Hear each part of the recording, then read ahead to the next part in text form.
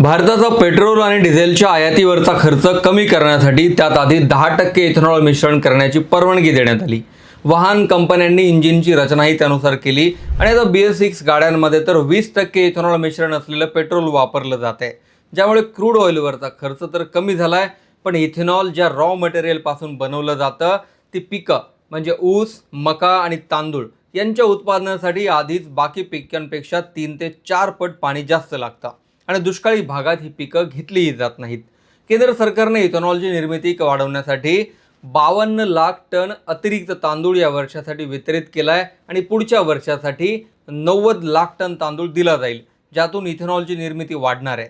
पण या बदल्यात भारतात जे शॉर्टेज तयार होतंय ते आहे पाण्याचं आणि तो सर्वात मोठा धोका मानला जातोय, कारण 1 लिटर इथेनॉल बनवण्यासाठी साधारण 2.5 ते 3 किलो तांदूळ लागतात आणि यासाठी लागणारं 1 लिटर मागचं पाणी आहे 10,000 लिटर। ग्रीन फ्यूलला चालना देतानाच मोदी सरकारने भविष्यात पाण्याचं सर्वात मोठं संकट तयार करून ठेवल्याचं कसं समोर आलंय आणि याचे गंभीर परिणाम कुठे कुठे दिसू शकतात तेच मी या व्हिडिओत सांगणार आहे। नमस्कार, मी विशाल, तुम्ही पाहताय story.com। पेट्रोल आणि डिझेलला एक पर्यायी इंधन म्हणून गेल्या काही वर्षांपासून केंद्रीय मंत्री नितीन गडकरी यांनी इथेनॉल निर्मितीवरती भर दिला। ब्राझील सारख्या देशाकडून मोठ्या प्रमाणात इथेनॉलची निर्मिती आणि वापर कशा पद्धतीने करायचा ते तंत्रज्ञानही आपल्याकडे अंमलात आणण्याचा प्रयत्न सुरू आहे, ज्यामध्ये ऊस आणि मक्यापासून इथेनॉल निर्मितीचे काही प्रकल्प भारतात सुरूही झालेत।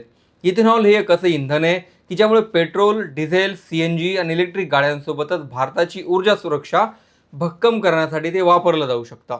भारत सरकारकडून पेट्रोलमध्ये 20% इथेनॉलच्या वापराला सुरुवातही झाली आहे, जे नितीन गडकरी इथेनॉलच्या निर्मितीला एक क्रांती म्हणतात। तीच क्रांती आता भविष्यातील एक मोठा धोका आहे का, असा प्रश्न उपस्थित झालाय।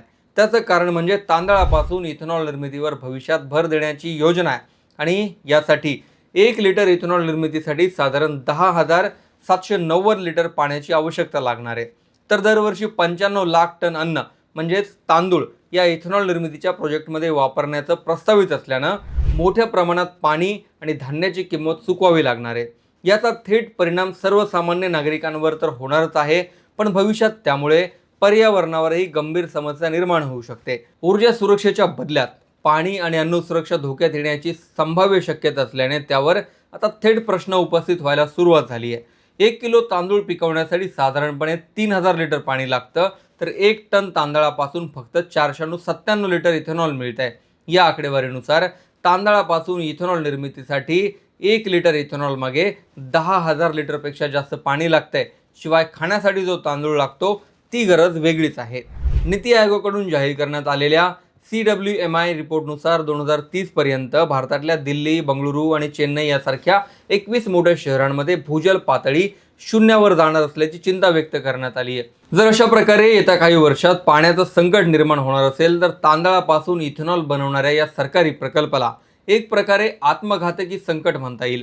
तर दुसरीकडे 27 सप्टेंबर 2024 रोजी भारताचे अन्न सचिव संजीव चोपडा यांनी दिल्लीत आयोजित इंडियन शुगर मॅन्युफॅक्चरर्स असोसिएशनच्या संमेलनात इथेनॉल निर्मितीसाठी जे पाणी लागतं त्याची सविस्तर माहिती जाहीर केली होती।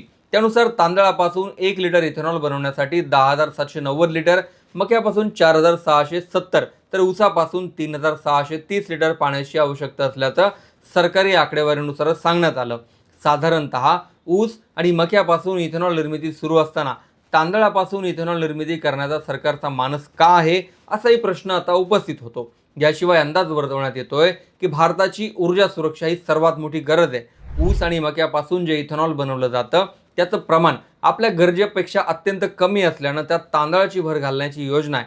सोबतच जो रेशनला तांदूळ दिला जातो त्यात मोठ्या प्रमाणात छोटे छोटे तुकडे पडतात आणि तो वापरण्यायोग्य नसल्याने त्यापासून इथेनॉल निर्मिती करण्याची योजना सरकारच्या विचारात आहे। मात्र त्यामुळे ऊर्जा सुरक्षा नाही तर आगामी काळात जलसंकट वाढण्याचा धोका व्यक्त केला जातोय।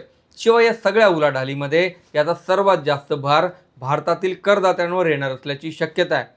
पंजाब आणि हरियाणातील शेतकरी वर्षानुवर्ष तांदळाचं उत्पादन घेतात आणि त्यांना मोठ्या प्रमाणात त्यासाठी पाण्याचीही आवश्यकता असते। त्याचाच आधार घेत त्यांच्या विरोधात अनेक वेळा सर्वाधिक पाण्याची नासाडी करणारे शेतकरी असं नरेटिव्ह सेट केलं जातं। तर दुसरीकडे मात्र सरकार मोठ्या प्रमाणात पाणी वापरून तांदळापासून इथेनॉल निर्मितीला जर भर देणार असेल तर शेतकऱ्यांचा हा अपमान नाही का, असाही प्रश्न पंजाबमधील संघटना विचारतायत। शेतकरी पिकांसाठी पाणी वापरतात त्यावेळी त्यांच्या विरोधात मोठ्या प्रमाणात पाणी वापरल्याचा ठपका ठेवला जातो, तर त्याच तांदळापासून ज्यावेळी कंपन्या हजारो लिटर पाणी वापरून इथेनॉल निर्मिती करतात त्यावेळी पाण्याचा गैरवापर दिसत नाही का, असंही या निमित्ताने शेतकरी म्हणतायत. या सर्वांमध्ये एक चिंता म्हणजे आपली एकूण इथेनॉलची निर्मिती क्षमता वर्षाला 1822 कोटी लिटर एवढी आहे. त्यातील बहुतांश प्रकल्प जे राज्य पाण्यासाठी संकटात आहेत तिथेच आहेत. महाराष्ट्रामध्ये 396 कोटी लिटर इथेनॉल निर्मिती क्षमता असलेले प्लांट आहेत, तर दुसरीकडे त्याच महाराष्ट्रातील मराठवाडा आणि विदर्भातील शेतकरी पाण्यासाठी मोठ्या संकटात असतात. उत्तर प्रदेश, कर्नाटक आणि इतरही राज्यात जवळपास हीच परिस्थिती आहे. एकीकडे भरपूर पाण्याची नासाडी होते, तर त्याच राज्यात दुसरीकडे पाणी मिळत नाही. एकीकडे नीती आयोगाने सरकारला अलर्ट केलंय की मोठ्या 21 शहरांमधली पाणी पातळी पुढच्या काही वर्षात वेगाने खाली जातीये. त्यात या पद्धतीची योजना सरकारने आणली आहे ती अत्यंत आत्मघातकी सांगितली जातीये. या योजनेवरती तुमचंही मत कमेंटमध्ये जरूर लिहा. ऊर्जा सुरक्षा सुनिश्चित करण्यासाठी भारताने खरंच या मार्गाने जायला हवं का? जलसंकट लक्षात घेता ते आपल्याला परवडणार आहे का? तुमचं मत जरूर लिहा.